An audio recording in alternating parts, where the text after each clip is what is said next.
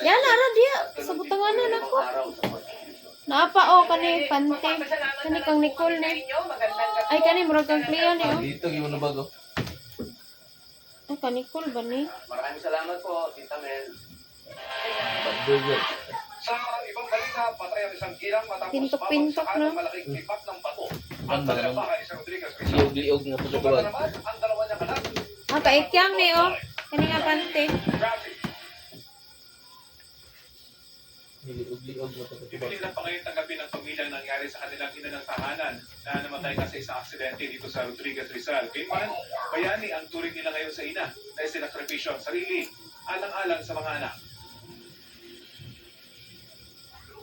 Sa laki ng kipak ng bato na tumama sa tahanan ng pamilya Ramos, butas sa magkabilang pader ng kanilang sala. Ang mga aparador at divider sa bahay nagkapira-piraso. Nangyari ang insidente sa Sitio Makukoy, Barangay Mascab, Rodriguez Rizal. Pasado ng 5 ng umaga. Ay na nag-i-arrange dira kay i-arrange pa na akong mga ugat o tanan. Mula sa gilid ng matarik na buntok na ito, bumulusok yung malaking tipak ng bato at tumama dito mismo sa sala ng bahay ng pamilya Ramos. Kung kagon raman pud na. Nakahiga yung mga bata. Ay galangan-langan nga bungkagon raman na. Sila ng kanilang ina. Kani ako Sa gilid kaya hindi sila tinamaan. Pero Kani dahil sa kang ginawang Clea nang krimen, naa sa babaw. yung nanay, yung napuruhan, at hindi na siya tinamaan, makikita pa yung tugo rito. To dito sa kumbalde. Sa dumiretso yung bato. Kanang murag mint green kang ikyang Sa na. labas ng bahay at tumigil dito sa pader ng kanilang kapitbahay. Matindi ang naging tama sa paa at katawan ng ina na kinilalang si Rizel. Isinugod pa raw siya sa ospital pero dinidlarang dedo na rival. Ang dalawa naman niyang anak na kanyang niligtas, nakabalik Ni katong na mga kanyang lugar. pilunon sa sulod katong sulod sa kabinet. May narinig na raw ang mga kaanak nila kapitbahay na tila bumabagsak na bato. Adari Kaya tanan. sinigawan sila. Kapuya ni mga bata sige gamit ani akong cellphone lagi ah. Tapos pumalitan sila ate. Paglabas niya, nagulungan siya ng bato. Iligtas muna kayo. Ang dalawang magkapatid na babalikan sana ng ina.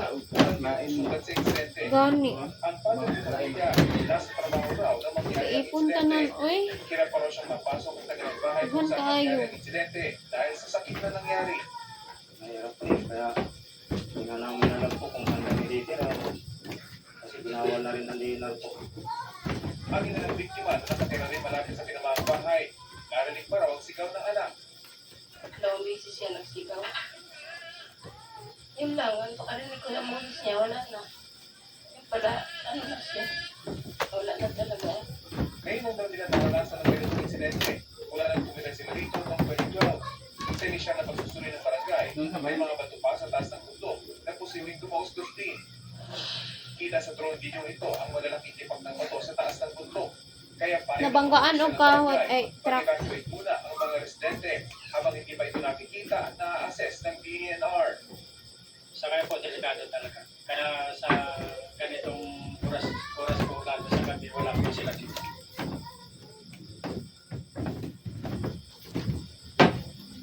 Ibig na nanawagan ngayon ng tulong ang pamilya Ramos dahil bukod sa namatayan na ng ilaw ng tahanan, ay hindi na nga sila pwedeng bumalik doon sa kanilang bahay matapos yung insidente.